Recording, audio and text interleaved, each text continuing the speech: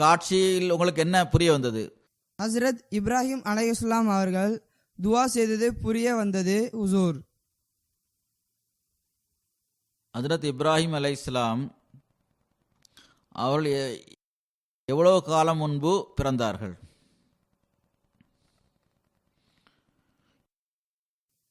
எனக்கு தெரியவில்லை ஹுசூர். ஹஸ்ரத் ஈசா அலைஹிஸ்ஸலாம் அவர்களுக்கு முன்னர், மூசா அலைஹிஸ்ஸலாம் அவர்களுக்கு முன்னர்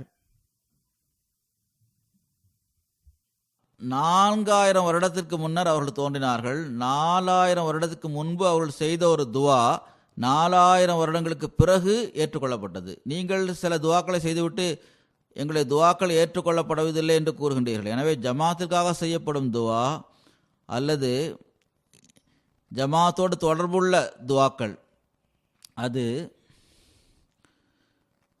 மிக நீண்ட காலம் கழிந்த பிறகும் கூட ஏற்றுக்கொள்ளப்படுகின்றது.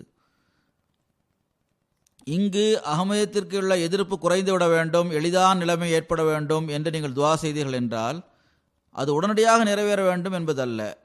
4-5 வருடங்கள் நீங்கள் துவா செய்த போது உங்களுக்கு சந்தேகம் ஏற்படக்கூடாது.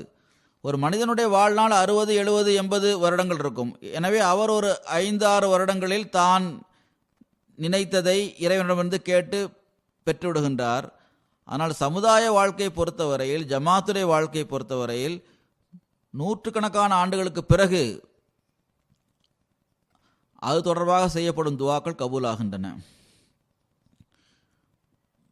30-40 வருடங்கள் வரை பாகிஸ்தானுடைய நிலைமை சரியாகவில்லை என்றாலும் அடுத்த 5 அல்லது 6 வருடங்களில் சரியாகிவிடலாம். எனவே நாம் துவா செய்து கொண்டே இருக்க வேண்டும். ஒன்று, மௌலவிகள் சீர்திருந்து விடுவார்கள் அல்லது மரணித்து விடுவார்கள். 2 விஷயங்களில் ஒன்று கண்டிப்பாக நடைபெறும். எனவே